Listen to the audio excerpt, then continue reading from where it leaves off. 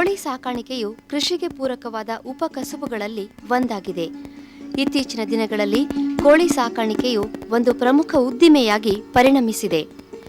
ಕೋಳಿ ಸಾಕಾಣಿಕೆಯಲ್ಲಿ ಇನ್ನೂ ಬಹಳಷ್ಟು ಸುಧಾರಣೆ ಆಗಬೇಕೆಂದು ತಜ್ಞರು ಅಭಿಪ್ರಾಯಪಡುತ್ತಾರೆ. ಈ ದಿಶೆಯಲ್ಲಿ ಕೋಳಿ ಸಾಕಾಣಿಕೆದಾರರ ಅಭಿವೃದ್ಧಿಗಾಗಿ ಕೃಷಿ ಹಾಗೂ ಪಶು ವೈದ್ಯಕೀಯ ವಿಶ್ವವಿದ್ಯಾಲಯಗಳು ಶ್ರಮಿಸುತ್ತಿರುವ ದೃಶ್ಯಗಳು ನಮಗೆ ಕಾಣಸಿಗುತ್ತವೆ. ಬಡತನ ರೇಖೆಗಿಂತ ಕಡಿಮೆ ಇರುವ ಗ್ರಾಮೀಣ ಜನರ ಆರ್ಥಿಕ ಅಭಿವೃದ್ಧಿಯಾಗುವ ಸದುದ್ದೇಶದಿಂದ ಹಲವಾರು ಕೋಳಿ ಸಾಕಾಣಿಕೆಯ ತಾಂತ್ರಿಕತೆಗಳು ಬೆಳಕಿಗೆ ಬರುತ್ತಿರುವುದು ಶುಭ ಸೂಚನೆಯಾಗಿದೆ. ಇದರ ಹೆಚ್ಚಿನ ಮಾಹಿತಿಯನ್ನು ವಿಜಾಪುರ ಕೃಷಿ ವಿಜ್ಞಾನ ಕೇಂದ್ರದ ತಜ್ಞರಾದ ಡಾಕ್ಟರ್ ಸುರೇಶ್ ಬಿಎನ್ ಅವರು ತಿಳಿಸುತ್ತಾರೆ. ಭಾರತೀಯ ವೈದ್ಯಕೀಯ ಅನುಸಂಧಾನದ ಪರಿಷತ್ತಿನ ಪ್ರಕಾರ ಪ್ರತಿಯೊಬ್ಬ ವ್ಯಕ್ತಿಯು ಕನಿಷ್ಠ ಪ್ರತಿದಿನಕ್ಕೆ ಏನಿಲ್ಲ ಅಂದರೂ ಅರ್ಧ ಮೊಟ್ಟೆಯನ್ನು ಸೇವಿಸಬೇಕಾಗುತ್ತದೆ. ಅಂದರೆ ಸುಮಾರು ವರ್ಷಕ್ಕೆ 120 ತತ್ತಿಗಳನ್ನು ಹಾಗೂ ಸುಮಾರು 8 kg ಕೋಳಿ ಮಾಂಸವನ್ನು ಸೇವಿಸಬೇಕಾಗುತ್ತದೆ. ಒಂದು ಸುದೃಢವಾದ ಆರೋಗ್ಯವನ್ನು ಕಾಪಾಡಲು ಅಷ್ಟೊಂದು ಪ್ರಾಣಿಜನ್ಯ ಆಹಾರವನ್ನು ಸೇವನೆ ಮಾಡಬೇಕಾಗುತ್ತದೆ. ಆದರೆ ಇದರಲ್ಲಿ ಕೊರತೆಯಲ್ಲಿ ತುಂಬ ಕಂಡು ಬರ್ತಿದೆ ನಮ್ಮ ದೇಶದಲ್ಲಿ. ಇವಾಗಿರೋ ಸದ್ಯ ಲಭ್ಯತೆಗಳು ತತ್ತೆಗಳು ಏನನ್ನು ಸಾಮಾನ್ಯವಾಗಿ 48 ತತ್ತಿಗಳು ಮಾತ್ರ ಲಭ್ಯವಿರುತ್ತದೆ ಪ್ರತಿ ವ್ಯಕ್ತಿಗೆ. ಆದ್ದರಿಂದ ಈ ಕೋಳಿ ಸಾಕಾಣಿಕೆಯಲ್ಲಿ ಒಂದು ಸುಧಾರಣೆಯನ್ನು ನಾವು ಕಾಣಬೇಕಾಗಿದೆ. ಬೆಂಗಳೂರಿನ ಹೆಬ್ಬಾಳದ ಕೃಷಿ ವಿಶ್ವವಿದ್ಯಾಲಯ ಅಥವಾ ಪಶುವೈದ್ಯಕೀಯ ಕಾಲೇಜಿನವರು ಇತ್ತೀಚಿನ ದಿನಗಳಲ್ಲಿ 2 ವಿಶೇಷ ತಳಿಗಳನ್ನು ಅಭಿವೃದ್ಧಿಪಡಿಸಿರ್ತಾರೆ. ಅದು ಮೊದಲನೇ ಹೇಳೋಕ್ಕೆ ಗಿರಿರಾಜ, ಅದು ಮಾಂಸಕ್ಕೋಸ್ಕರವಾಗಿ. ಇನ್ನೊಂದು ತಳಿ ಎಂದರೆ ಅದು ಸ್ವರ್ಣಧಾರ, ಇದು ಮಾಂಸ ಹಾಗೂ ತತ್ತಿಗೋಸ್ಕರ ಅಭಿವೃದ್ಧಿಪಡಿಸಿರ್ತಾರೆ. ಇದು ನೋಡಲು ಜವಾರಿ ಕೋಳಿ ಅಂತಲೇ ಕಂಡು ಬಂದು ಇದು ಎಲ್ಲ ಭೌಗೋಳಿಕ ವಾತಾವರಣಕ್ಕೂ ಹೊಂದಿಕೊಳ್ಳೋ ಸಾಮರ್ಥ್ಯವನ್ನು ಹೊಂದಿರುತ್ತದೆ. ಇದಕ್ಕೆ ಯಾವುದೇ ಆಧುನಿಕ ವಸತಿಗಳಾಗಲಿ, ಆರೋಗ್ಯ ರಕ್ಷಣೆಯಾಗಲಿ, ಆಹಾರದ ಅವಶ್ಯಕತೆಗಳಾಗಲಿ ಇರುವುದಿಲ್ಲ. ಸುಧಾರಿತ ತಳಿಗಳಾದ ಗಿರಿರಾಜ ಅಥವಾ ಸ್ವರ್ಣಧಾರ ತಳಿಗಳನ್ನು ಸಾಕಲು ಯಾವುದೇ ಒಂದು ಆಧುನಿಕ ಸೌಕರ್ಯಗಳು ಒದಗಿಸಬೇಕಾಗಿಲ್ಲ.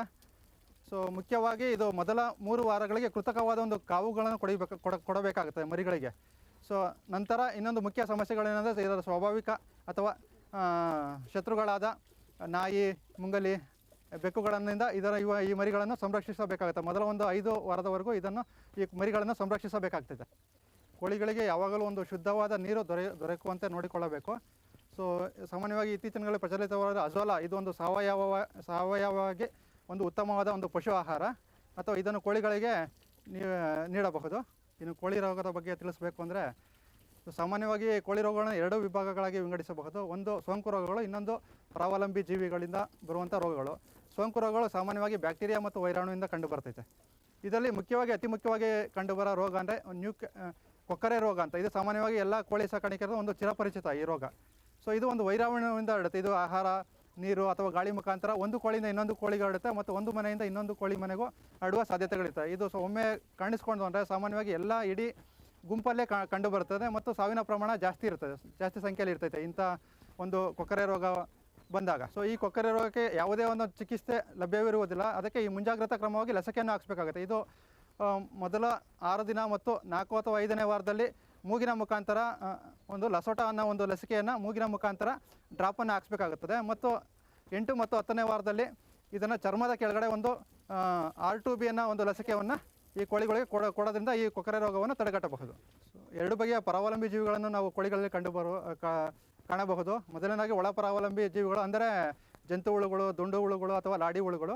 ಸೊ ಇದನ್ನು ನಾಶಪಡಿಸಲು ನೀವು 2 ತಿಂಗಳಿಗೊಮ್ಮೆ ಅದರ ಒಂದು ಜಂತುನಾಶಕ ಔಷಧಿಯನ್ನು ಕೋಳಿಗಳಿಗೆ ಕುಡಿಸಬೇಕಾಗ್ತೈತೆ.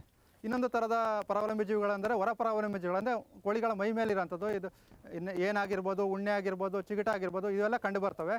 ಇದನ್ನು ನಾಶಪಡಿಸಲು ನೀವು ಸಾಮಾನ್ಯವಾಗಿ ಇದನ್ನು ಕೀಟನಾಶಕ ಪುಡಿಗಳನ್ನು ಅದ್ರ ಮೈ ಮೇಲೆ ಸಿಂಪಡಣೆ ಮಾಡಬೇಕಾಗ್ತೈತೆ. ಇಲ್ಲಾಂದರೆ ಒಂದು ಕೀಟನಾಶಕ ದ್ರಾವಣದಲ್ಲಿ ಈ ಕೋಳಿಗಳನ್ನು ಈ ಹೊರ ಪರಾವಲಂಬಿ ಜೀವಿಗಳ ಕೋಳಿಗಳನ್ನು ಅದರಲ್ಲಿ ದ್ರಾವಣದಲ್ಲಿ ನೀವು ಅದ್ದಬೇಕಾಗ್ತೈತೆ. ಅದು ತಲೆ ಭಾಗವನ್ನು ಬಿಟ್ಟು ಇನ್ನು ಉಳಿದ ಭಾಗವನ್ನು ಅದ್ದಿ ಒಂದು 20 ರಿಂದ 30 ಸೆಕೆಂಡ್ಗಳ ಕಾಲ ಅದರಲ್ಲಿ ನೀರಿನಲ್ಲಿ ಅದ್ದಿ ತೆಗೆಯಬೇಕಾಗ್ತೈತೆ.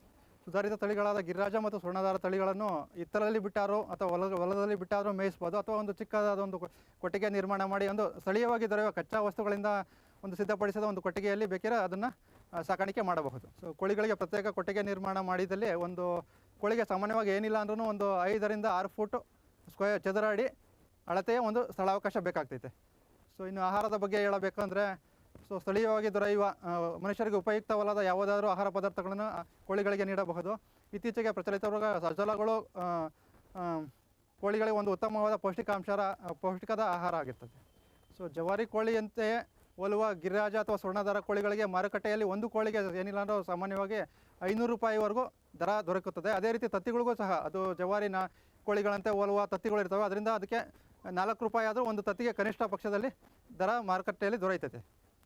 ಮನೆಯಲ್ಲಿನ ಮಕ್ಕಳಿಗೆ ಒಂದು ಪೌಷ್ಟಿಕ ಆಹಾರವನ್ನು ಒದಗಿಸುವುದರ ಜೊತೆಗೆ ಈ ಕೋಳಿ ಸಾಕಾಣಿಕೆಯು ರೈತ ಮಹಿಳೆಯರಿಗೆ ದಿನದಲ್ಲಿ ಒಂದಿಷ್ಟು ಸ್ವಲ್ಪ ವೆಚ್ಚವನ್ನು ಭರಿಸುವಲ್ಲಿ ಇದು ಸಹಕಾರಿಯಾಗುತ್ತದೆ. ಈ ಸುಧಾರಿತ ತಳಿಗಳು ಸಾಮಾನ್ಯವಾಗಿ ಇದು 5 ಅಥವಾ 5.5 ತಿಂಗಳಿಂದ ಮೊಟ್ಟೆ ಇಡಲು ಪ್ರಾರಂಭಿಸುತ್ತವೆ.